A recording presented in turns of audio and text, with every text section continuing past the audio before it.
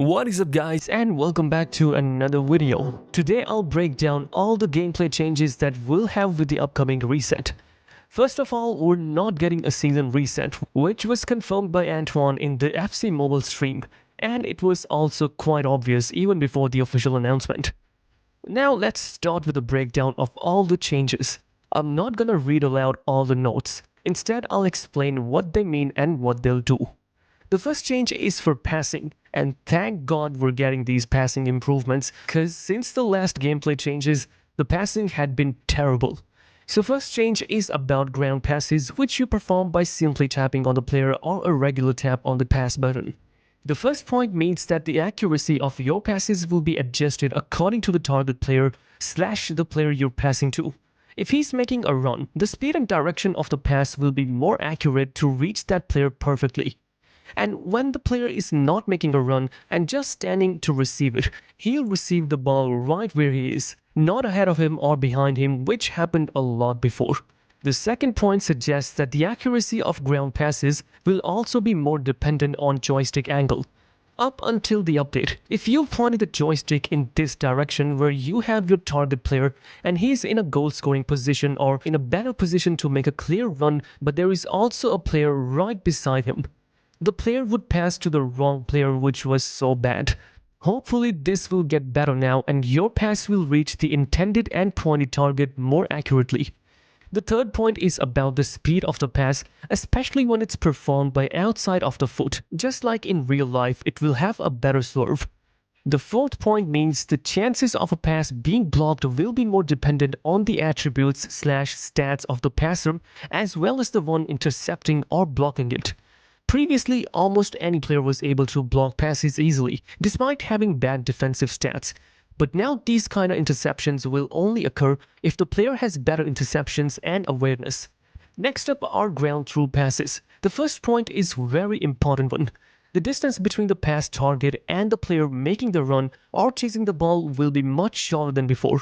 Before the update, the distance between the pass and the player was huge, and it made intercepting it quite easy for the defenders, or many times the opponent rushed the keeper and easily collect the ball. These through balls are going to be very effective now.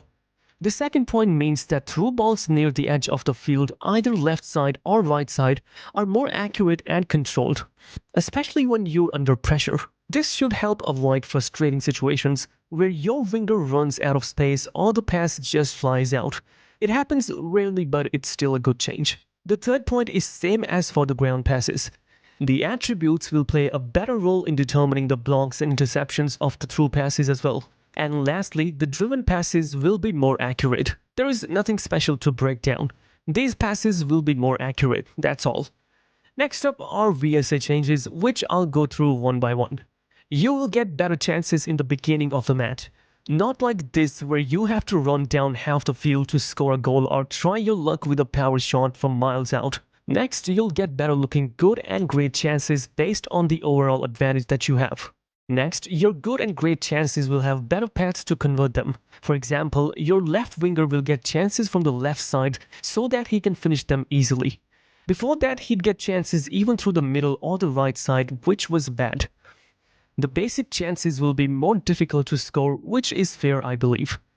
And finally, the fullbacks will no longer be involved in the attack build-up, which is a great change. Next, there will be no time wasting when your player is far from the ball and instead of the chance being over. Your player used to follow the ball, which wasted so many precious seconds, so this is also a very big change. Next, the goalkeeper will not rush on some chances, which was a rare occasion, but it was surely a buzzkill. And lastly, you can change the camera angle just like you can do in head-to-head. Now the head-to-head changes. Most significant change is coming through the heel-to-heel and step over and exit skill moves. And I want to read this one because it's a big one. Balance the heel-to-heel and step over and exit skill moves to reduce the speed boost they would give certain players. Why did they say certain players? Because not all the players get that benefit.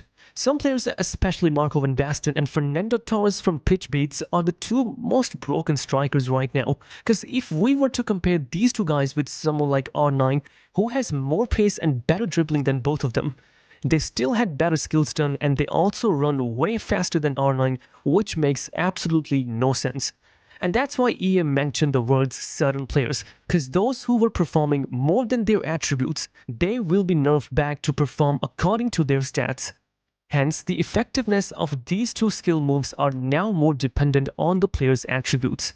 And I saw many tweets and posts saying that Gyökeres or other strikers with lack of traits will get nerfed, but it makes no sense. EA clearly mentioned the word attributes, and attributes are basically the stats and have nothing to do with traits.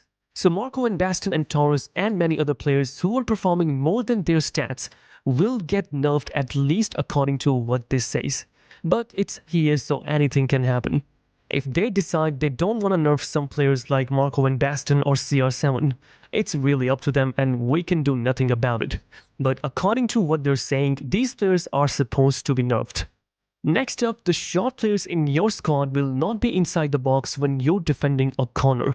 This one is a huge change too, cause I can't recall how many times I conceded from corners, cause Mateus, who's 5'9", was inside the box defending a corner and conceding so many goals for me. So it's a great change too. Lastly, the camera will now instantly change back to normal if your free kick is saved or blocked by the opponent, which is also a very positive change. So that's all for the gameplay changes. If this video helps you understand all the changes coming to the FC Mobile gameplay, then this video deserves a like. If you're new, don't forget to subscribe to the channel and share it with your friends, and I'll see you guys in the next video.